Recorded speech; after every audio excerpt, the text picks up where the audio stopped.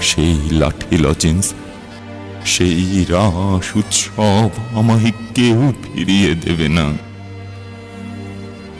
বুকের মধ্যে সুগন্ধি রুমাল রেখে বরুণা বলেছিল, যেদিন আমায় সত্যিকারের ভালোবাসবে সেদিন আমার বুকেও এরকম আতরের গন্ধ হবে।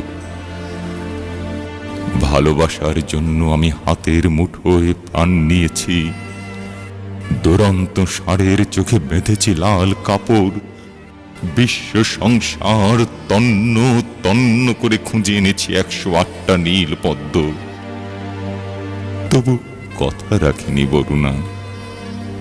এখন তার বুকে শুধুই মাংসের গন্ধ। এখনো সে যে কোনো নারী।